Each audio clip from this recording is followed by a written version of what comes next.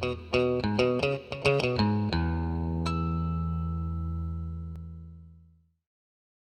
and Grüß Gott. On this video we're going to be doing a 60,000 maintenance PM on our 2008 Suzuki Grand Vitara. And some of these things apply to other maintenance activities either sooner or later on the vehicle. So we're going to cover quite a few things on this video, starting out with an oil change. So over here in the States, getting things like drain plugs takes several months, so I usually order a big package of them. These are Suzuki part number 11518-86200. So you'll need genuine Suzuki drain plugs. The filter is part number 16510-85FR0. I typically don't use these filters. I typically use K&N filters instead because they have a smaller body size. And these filters are very hard to get in past the exhaust system on the 2.7 liter engine version, which has a oxygen sensor in the way. Of course, I have the manual here to give me a guide as to what I'm supposed to be doing for this particular PM or activity. And we use Mobil 1 full synthetic 5W30 motor oil. So we're going to get all that started here in a second. We're going to drain the oil. And basically, if you don't have a lift, the best way to drain the oil is to jack it up on the driver's side and then put a jack stand underneath it, take out the drain plug, take out the filter. It's a huge mess. The drain plug comes out from the side. You have to be very careful. The filter sideways mounted and it pours oil all over the place. So it's a big mess. You're going to get it on the floor and on yourself. You just have to have a lot of cloths and stuff to clean up with. You might want to put something down on the floor before you get started. And then as you drain the oil, you have to take it off the jack stand and off the jack so that the oil pan is flat and all the oil drains out. So we're going to go ahead and get all that started here in a minute, and we'll be right back. This is the access panel you're going to be taking off to get to both the oil filter and the drain plug. It's held in by these little clips, and there's a clip tool you put in here that pops these loose, but if you don't have that clip tool, you can put a couple of small blade screwdrivers in here and pop them open like this. And once they're open, then you can go ahead and pull them out. And once you have them all out, you can remove the whole thing and set it aside. So now we're going to slip the drain bucket underneath. We're going to go ahead and drain the oil, and we're going to get that started. Okay, so we've drained the oil. We're ready to put the drain plug back in. It gets torqued to 35 Newton meters or 25 foot-pounds. And so we're going to do that with a new gasket and then refill the oil. But also we're going to change the filter, which is on the driver's side way up inside there past the exhaust. So you definitely have to make sure the engine's cooled down enough to get up in there. And I'm not going to show you that, but you have to reach up in there and take it loose and pull it out and replace it. And you want to put a new one on with an oiled gasket and turn it 3/4 of a turn. There's a torque spec on it, but you'll never get a torque wrench up in there. So we're going to go ahead and put the plug in, put the oil in, and then we're going to come back. At this point, we're going to be changing the radiator fluid or coolant. And in the manual, it doesn't say to change the hoses. It says to check them to see if they're good or not.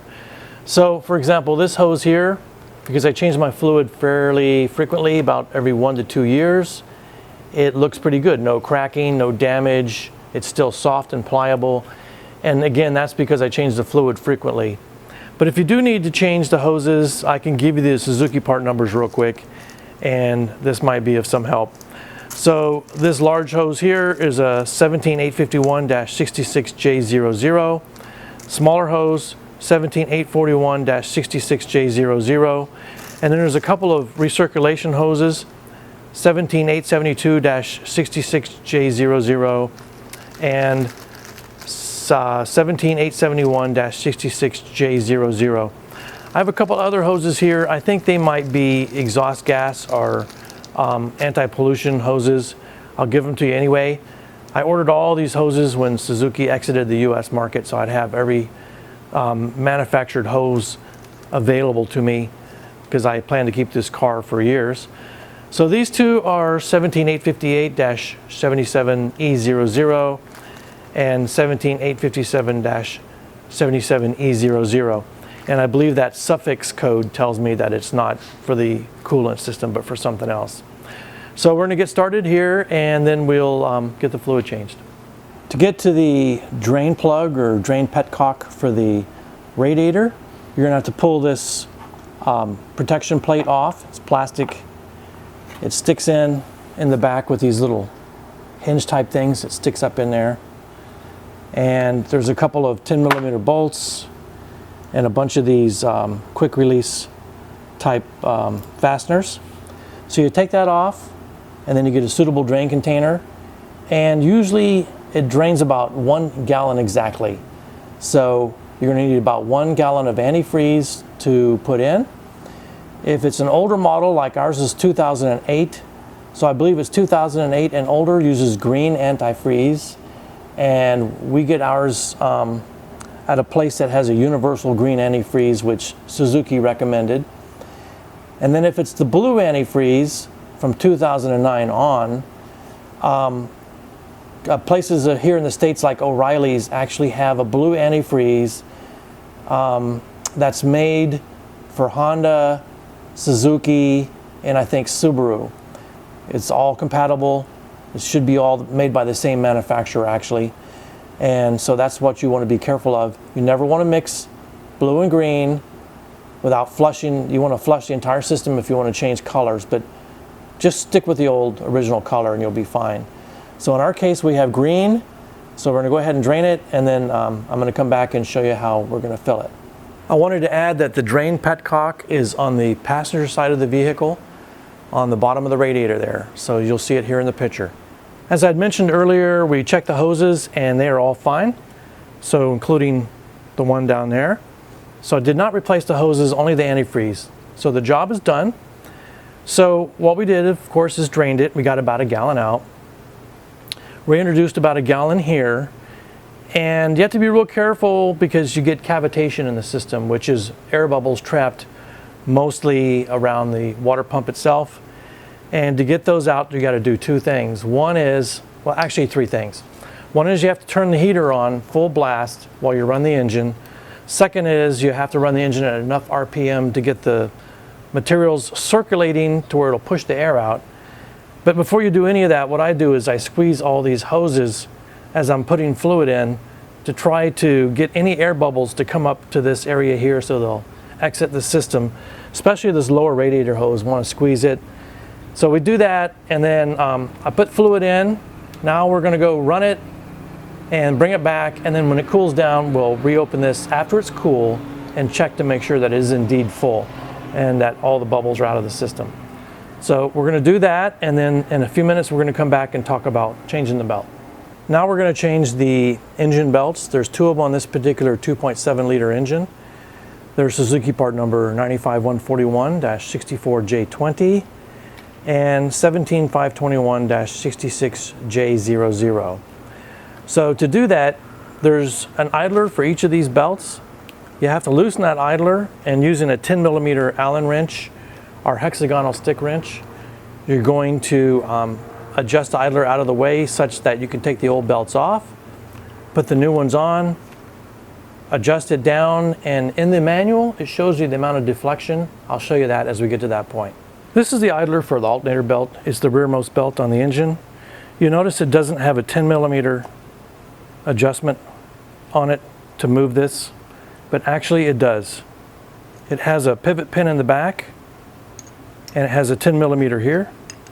So you put it on here and adjust it so that you get, according to the diagram, 9 to 11 millimeters of deflection measured in the center of the belt over there. And I'll show you a better picture of the diagram here in a minute. So you're going to adjust it, pivot it, tighten this up, and then put the bolt in, and you're home free. So pretty easy to do, no problem at all. And I am going to put some Loctite on these bolts. We've installed the second belt, the one most towards the front of the engine, and it gets 4 to 7 millimeters deflection as measured here on this diagram. This is in your owner's manual, so it's going to tell you your deflection of your belts. Now, a secret to that, in order to get the belt on, because the belt's going to seem to be a little short because it has to go over all these ribbed pulleys, is go ahead and take the bolt out of the idler that allows it to move back and forth, not the pivot point, but the other bolt. And that way you can flip the idler up higher and out of the way, such that the belt will be able to go underneath it. And then you can bring it down, use a 10mm Allen and bring it down and snug up, put the bolts back in and snug it up. We'll put the bolt in that you took out, I should say. Snug it up, and then you can check to make sure you have the right tension. Now we just ran the engine, we're going to recheck the tension here, and that's pretty much all there is for the belt replacement. Actually very easy, takes about 30 minutes, no problem at all. So I'm going to do one more maintenance activity on this particular video, and so I'm going to show you that here in a second. Okay, the last thing they recommend after 60,000 miles is to check the gas cap. I have an extra one. It's Suzuki part number 89260-65GA2, and you want to make sure that the gas cap makes a good seal, that the seal here is good. You can actually replace these seals. So as long as it's making a good seal, you really don't need to replace it, and as long as it clicks when you turn it on. So this one works fine. I don't need to replace that. So I'm good with this. So that's the last part of this video for part 1 here. And on our next video, we're going to talk about some more of the 60,000 mile maintenance activities. So we'll see you then.